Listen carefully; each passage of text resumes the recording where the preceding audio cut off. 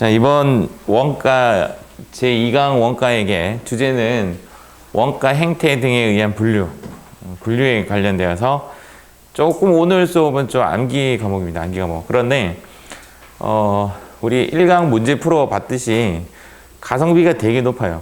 1강에 우리 25분 수업 들었는데 거의 모든 회차에 하나씩이 나와요. 그러니까 되게 중요한 것처럼 얘도 시험에 아주 잘 나오는 것 중에 하나입니다. 126페이지에 보시면 저의 위에 경제적 효익의 소멸 여부에 의한 분류라고 되어 있죠. 경제적 효익의 소멸 여부에 의한 분류, CX. 얘도 시험에는 안 나와요. 소멸 원가는 말 그대로 비용으로 인식한다 라고 해서 매출 원가 부분을 소멸 원가라고 하고, 미소멸 원가는 재고 자산으로 처리한다. 자산으로 처리하는 부분을 미소멸 원가라고 한다 정도만 알고 계시면 되죠. 당연히 비용은 소멸되는 거고 자산은 소멸되지 않는 거죠. 이런 부분은 시험에 안 나오고, 3번에 원가 행태에 의한 분류. 여기서 일단 알아야 되는 단어가 행자인데, 이 행자가 단일 행자라고 합니다. 행태. 태 뭐 중요하지 않습니다.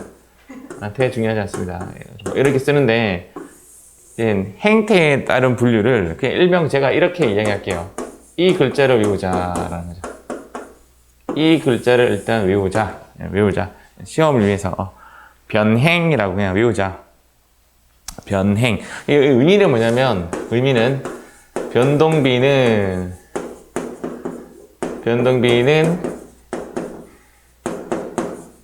행태에 따른 분류이다. 여기 시험에 나와요. 시험에는 일단 이 부분이 나와요. 변동비는 행태에 따른 분류이다. 변동비 반대말은 뭐죠? 고정비죠. 고정비와 변동비는 행태에 따른 분류이다 라는 말을 저는 금방 뭐라고 했냐면 변행이다 라고 했습니다. 변행.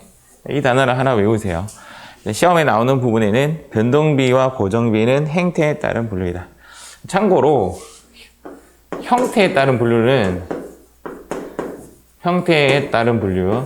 이 부분은 시험에 안 나오겠죠.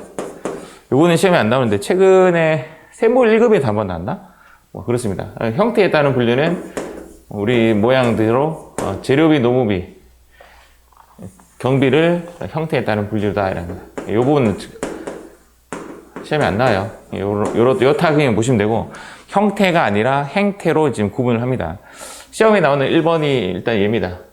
시험에 나오는 1번이 변행. 2번 가볼게요. 2번. 추적에 따른 분류.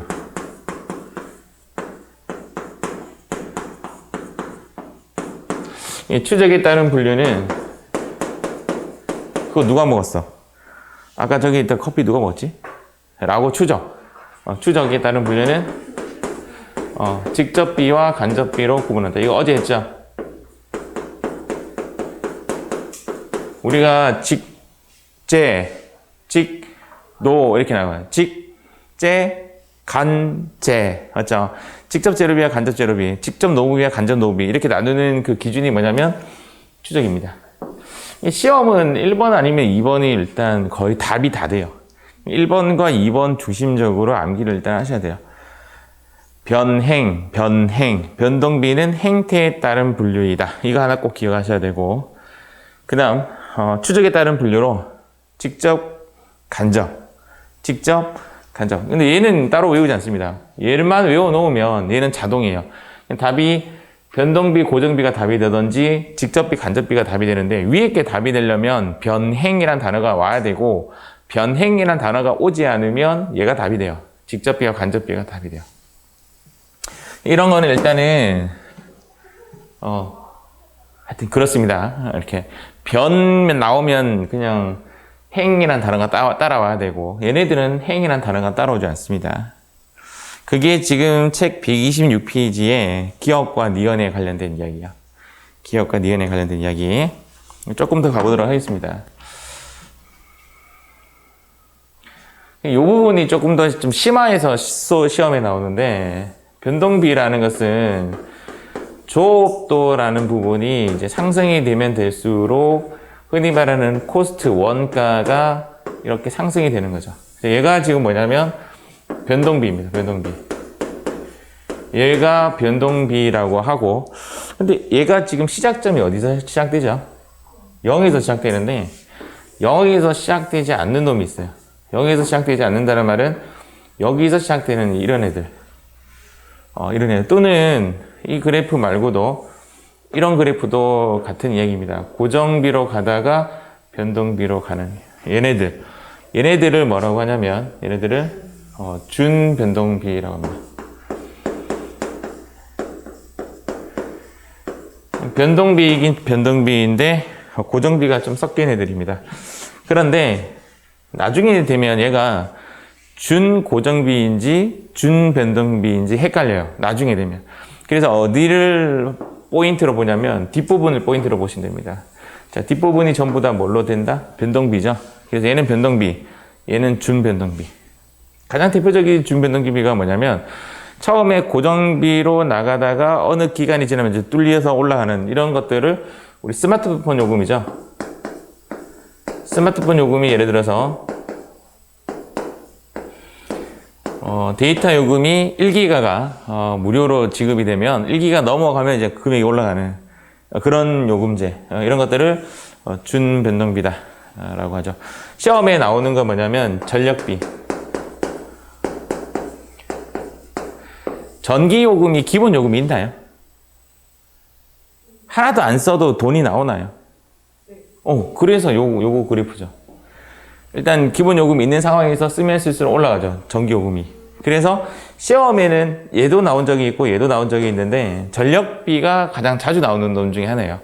전력비 문제가 나오면, 전기요금 문제가 나오면 준변동비가 정답이 됩니다. 그래서 지금 변동비에 대해서 핵심이 들어갔고, 근데 여기 한번 가볼게요.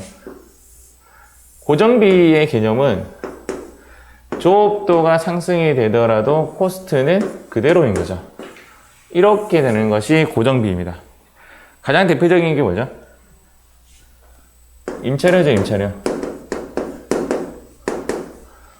월세는 사용하든 안 사용하든, 일단은 조금 사용하든 많이 사용하든 24시간을 사용하든 월세는 동일하죠. 그래프가 이제 고정비의 비슷한 거로 계단식으로 이렇게 올라가는 게 있습니다. 이렇게. 얘를 뭐라고 하냐면 얘를 이제 고정비라고 하고 얘를 준고정비라고 합니다. 준고정비.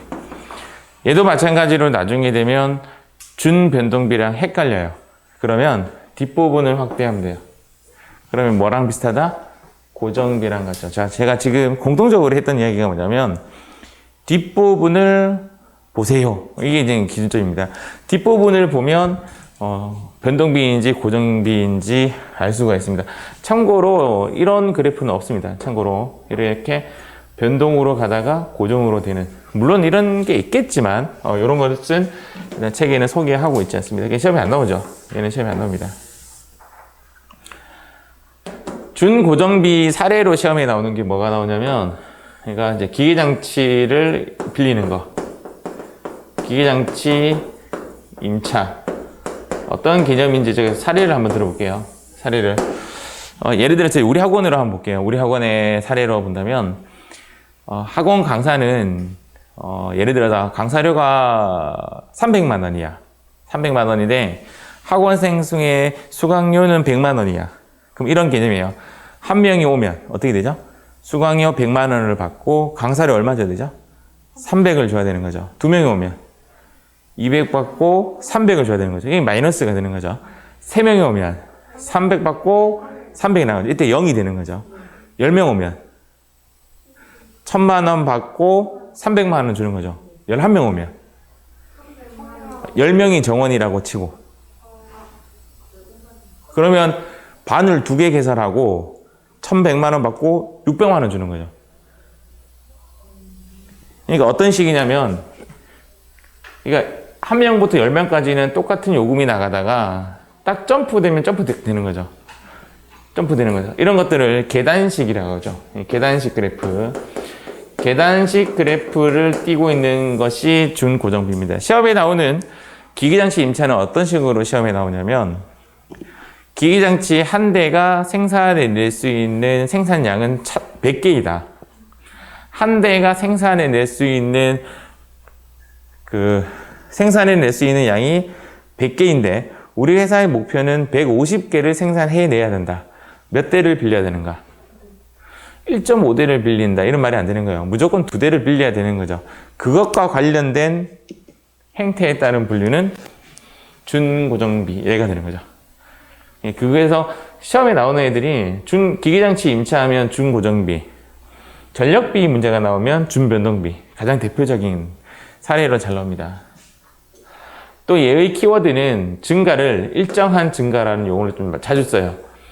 그래서 여기 일정한 증가, 이 단어까지 좀 알고 계시고, 그 다음 여기는 비례적 증가, 이 단어가 자주 나옵니다. 비례라는 말이 나오면 준변동비, 일정이라는 말이 나오면 준고정비, 일정한 증가, 일정한 증가, 비례적 증가, 비례적 증가, 이런 단어를 조금 기억하시기 바랍니다. 지금 부분에 대해서 변동비, 고정비, 준변동비, 준고정비가 책에는 오른쪽 상단에 리얼에 나와 있는 그 내용을 제가 설명해 드렸습니다. 여기 좀 지워볼게요. 지워도 되죠?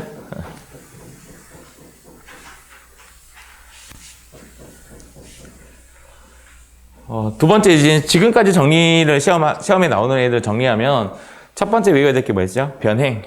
변행 하나 외우시고, 추적에 따른 분류라고 하면 정답은 직간.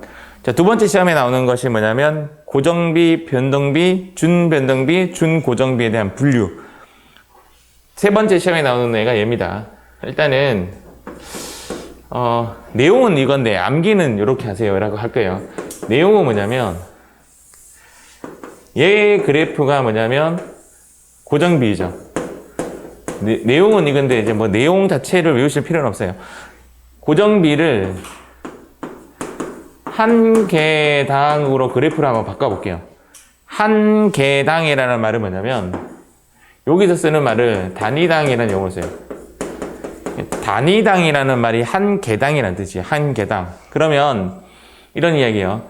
얘 그래프는 y는 a라는 그래프인데 얘를 한 개당으로 바꾸면 나누기 개수를 하면 돼요. 그래서 나누기 x를 하면 돼요. 그럼 그래프가 어떻게 바뀌냐면 y는 x분의 a라는 그래프로 바뀌어요. 그러면 이제 그래프가 어떻게 되냐면 이렇게 됩니다.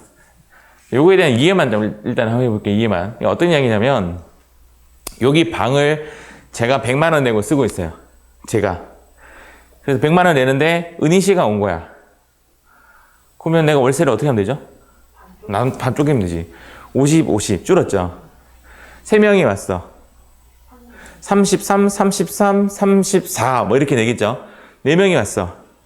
25, 20, 즉 고정비는 사람이 많이 들어오면 많이 들어올수록 계속 쪼갈라져요. 점점 작아져요. 그래서 조업도가 늘어나면 단위당 내는 비용은 계속 줄어들어요. 한 명이 내는 것은 계속 줄어들어요. 이것을 이렇게 표현합니다. 일단은 그러면 이렇게 돼요. 조업도가 상승이 되면 정의는 제가 여기 해드릴게요. 정의는 여기 해드리고 조업도가 상승이 되면 상승이 되더라도 이렇게 정리가 되죠. 총 고정비는 일정하죠. 총 고정비는 아무리 양이 늘어나도 일정한데 단위당 고정비는 어떻게 되냐면 떨어집니다. 조업도가 상승이 되면 총 고정비는 일정하지만 단위당 고정비는 떨어지는 그림을 나타내요. 이거 자체를 외우실 필요 전혀 없어요. 이해만 하고 넘어가세요. 자, 이번에는 변동비.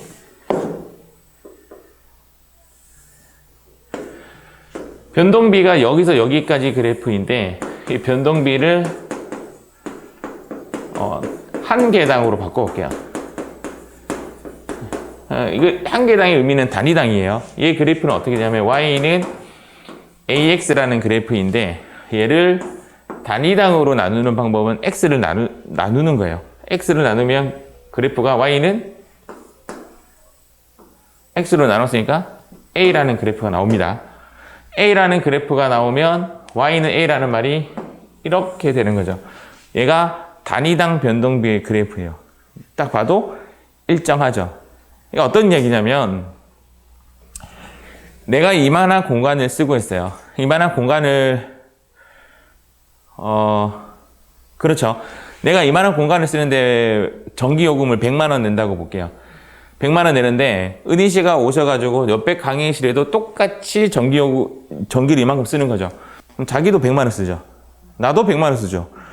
온다고 해서 내 전기요금이 깎아지는 게 아니라는 거죠. 계속 늘어나니까. 오면 올수록 더 써야 되니까. 내가 한 강의실을 돌리는데 100만 원 든다면 두 강의실 돌리는 데는 200만 원 듭니다. 그렇지만 한 강의실당 계산해보면 똑같죠. 100만 원, 100만 원, 100만 원, 100만 원. 즉, 이 개념이 이제 이런 건데 이렇게 정리가 돼요. 조업도가 올라가면 총 변동비는 조업도가 올라가면 총 전기요금은 계속 커집니다. 그렇지만 단위당 변동비는 어떻게 되냐면 일정하죠. 일정하죠. 단위당 변동비는. 어차피 한 강의실당 100만 원이 나온다고 하면 강의실 2개 돌리면 200만 원 나오고 강의실 3개 돌리면 300만 원 나오지만 한 강의실당 금액은 똑같이 100만 원이에요. 변동비는 그러니까 말 그대로 늘어나면 늘어날수록 총 금액은 커지지만 단위당 금액은 일정하다 이야기입니다. 이것을 이렇게 요약 정리할게요. 이렇게 얘가 암기예요. 조업도가 올라가면 얘기요. 자, 조업도가 올라가면 제가 변호사가 되면 저를 뭐라고 부르실 거예요? 구변. 민지 씨가 변호사가 되면 공변. 좀 웃긴데? 공변. 윤솔 씨가 변호사가 되면 윤변. 이름 좀 좋네. 윤변. 자, 이 친구 이름은 총변. 알겠죠? 총변은 같이 움직입니다. 됐죠? 조업도가 올라가면 총변은 올라갑니다. 다 반대로 가볼게요. 자, 다 반대로 갑니다. 얘 반대가 뭔데요? 총의 반대말은 단. 맞죠?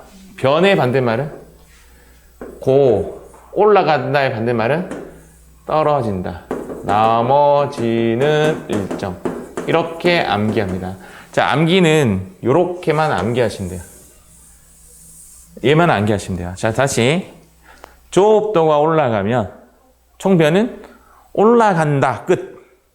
다시 조업도가 떨어지면 총변은 떨어진다. 끝. 거기까지만 암기하시면 돼요.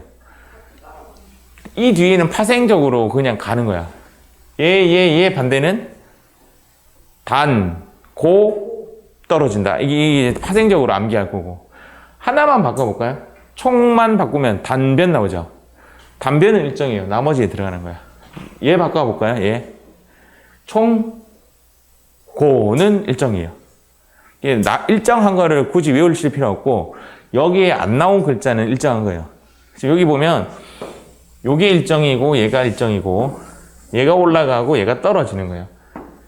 이것을 이렇게 외우자고요. 그냥 아래는 암기할 항목이 아니라 그냥 이해하고 넘어가고 그래프 이런 문제 안 나와요. 아시겠죠? 그래프도 안 나오니까 단순히 이 글자만으로 문제가 다 풀어져요. 다시 조업도가 올라가면 총변은 올라간다. 그것까지만 기억해라고. 조업도가 올라가면 총변이 올라간다. 끝. 다 바꾸는 거야. 단, 고는 떨어진다. 아시겠죠? 나머지 여기에 나오지 않은 것들은 전부 다 일정하다. 오케이. 네, 거기까지만 기억합니다. 자, 나머지 책 잠깐 볼게요. 자, 책을 보시면 지금 금방 설명이 126페이지 하단에 있는 부분이에요. 126페이지 하단에 보면 변동비와 고정비에 대한 비교와 총원가와 단위당 원가에 대한 비교가 다 되어 있죠. 이 그래프를 암기하실 필요는 없고 금방 말씀드린 대로 조업도가 올라가면 어느 변호사가? 총변이 올라간다. 그거까지만 꼭 기억하세요. 아시겠죠?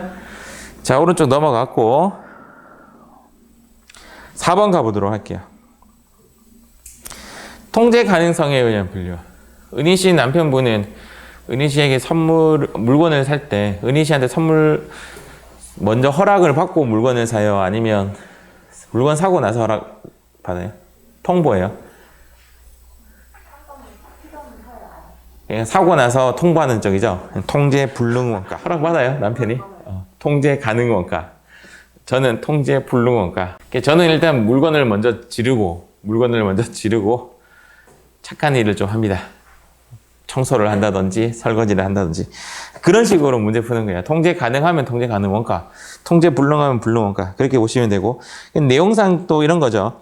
직접 재료비 같은 거는 내가 아끼면 더 아낄 수 있고 더 쓰려고 하면 막 흥청망청 쓸 수 있는데, 감가상각비나 임차료 같은 월세나 이런 것들은 내 의지와 상관없이 똑같이 나가죠. 통제 불능입니다.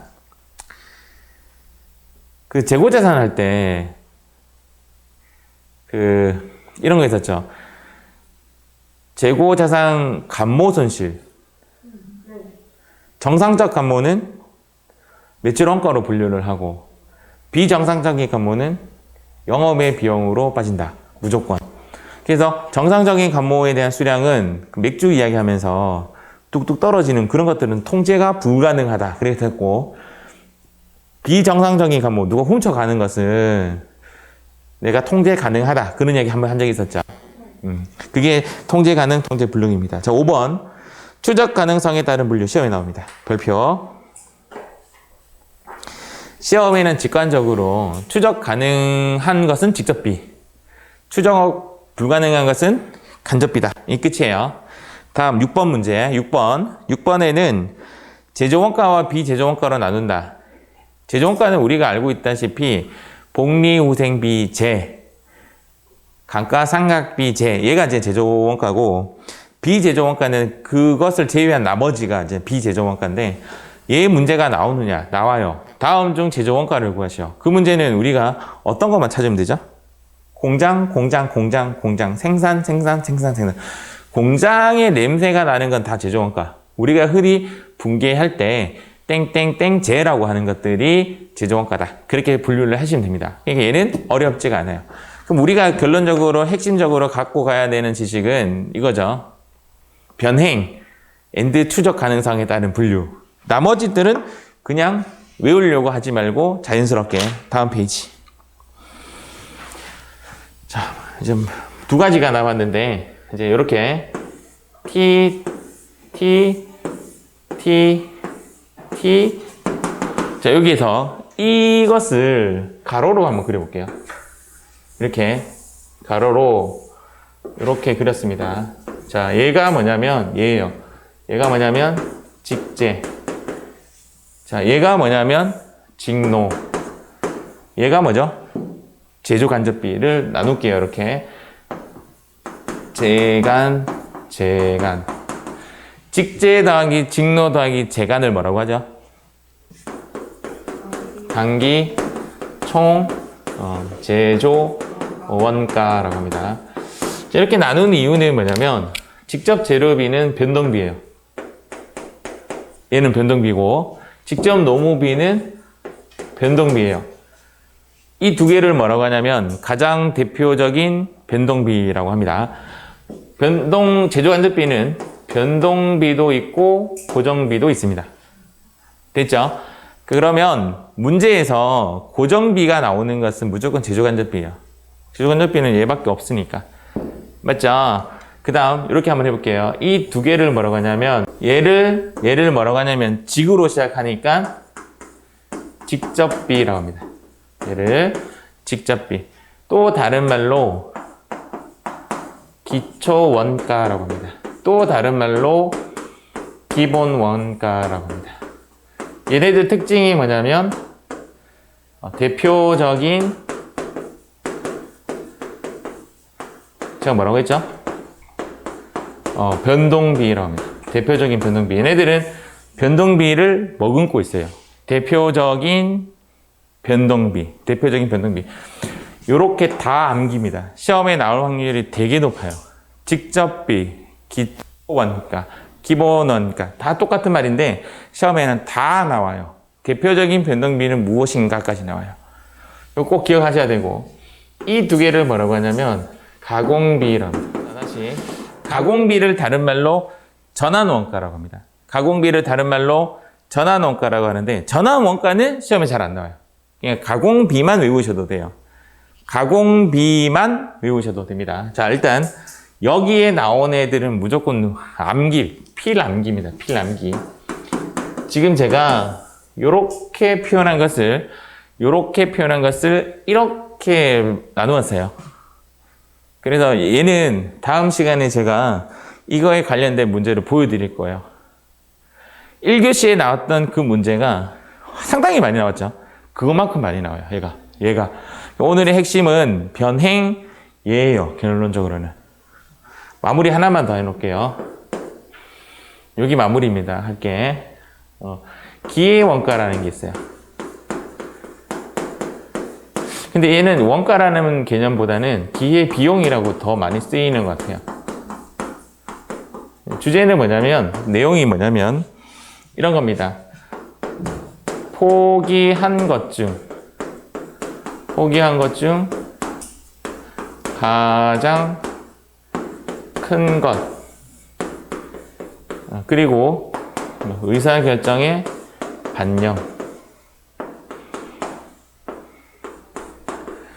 일단은 시험에 나오는 것은 이 두 개인데요. 내용만 간단하게 설명해 드리면 이겁니다. 여러분들 초콜릿 좋아해요? 아이스크림 먹을래요? 초콜릿 먹을래요? 초콜릿을 선택하는 순간 얘가 뭐가 된 거냐면 포기한 거죠. 얘를 기회비용 또는 기회원가라고 합니다. 얘를 기회비용 또는 기회비용. 포기한 것 중 가장 뭐 하라고 돼 있어요? 여기 시험에 나와요. 작은 것이 아니라 여러분들이 사실은 예를 들어서 초콜릿, 아이스크림 이외에도 여러 가지를 견줄 수가 있는데 나머지들은 고민하지 않았고 두 가지 대해서만 고민을 했죠. 근데 내가 초콜릿을 선택했어. 초콜릿을 선택한 데는 그 포기한 것이 의사결정에 고려가 된 거죠. 그래서 의사결정에 반영을 한다 이 말입니다. 실제적인 원가적인 개념으로는 이제 어떤 개념이냐면 실제 원가적인 개념으로 좀 접근하면 내가 이 집주인인데 이 건물주인데 여기가 월세 받으면 200만 원이 나와요. 그럼 임차인 들여서 200만 원 나오면 되는데 아들이 들어와서 아빠 이 공간 좀 내 쓸 수 있게 해주세요 이렇게 하는 거야. 근데 아들은 아무리 열심히 일해도 100만 원밖에 못 벌어. 그럼 아들을 들여야 돼? 아니면 월세를 받아야 돼? 월세 받아야 되는데 나는 아들을 사랑하는 마음에 아들을 선택할 수 있잖아. 그럼 그 포기한 것은 200만 원이 포기한 거죠. 그것을 기회비용이라고 합니다. 기회비용. 그렇게 설명하는 게 맞고, 마지막 하나, 매몰 원가. 이 두 개가 같이 한 세트예요. 이렇게 같이 시험에 나와요. 항상. 기회 원가, 매몰 원가 또는 매몰 비용. 얘 포인트 단어가 뭐냐면 과거입니다. 과거. 과거 원가로서 의사결정에 반영되지 않는다. 이게 포인트입니다. 의사결정에 반영하지 않는다. 얘가 이제 매몰 원가의 포인트예요. 과거 원가로서. 이 과거 원가의 가장 대표적인 게 뭐냐면 취득 원가죠. 또는 장부가액입니다. 취득 원가, 장부가액이 가장 대표적인 매몰 원가입니다. 매몰이라는 말을 파묻었다는 뜻입니다. 영어로 sunken cost. 이렇게 이야기하는데, 버려진 원가다. 이런 이야기입니다. 여러분들 지금 스마트폰을 팔 거야. 내가 새로운 걸 사게 돼서 지금 갖고 있는 걸 팔 거야. 팔 때 공장도 가격, 처음에 살 때 가격을 따지나요? 아니면 지금 현재 시가를 따지나요? 시가로 따지죠. 지금 현재 얼마 팔리냐가 중요한 거지. 과거에 내가 이걸 얼마에 사왔냐가 중요한 게 아니죠. 과거에 얼마에 살았느냐. 걔가 매몰 원가라고 하고 의사결정에 반영하지 않는다. 이렇게 합니다. 다음 수업에 제가 이 부분을 정리를 다시 해서 이제 문제에 접목시키는 거. 오늘은 일단 이런 게 있구나라고 넘어가고 문제 접목할 때 제가 이런 거를 계속 테이블 형식으로 그려서 문제를 풀어드리도록 하겠습니다. 오늘 여기까지 하도록 하겠습니다.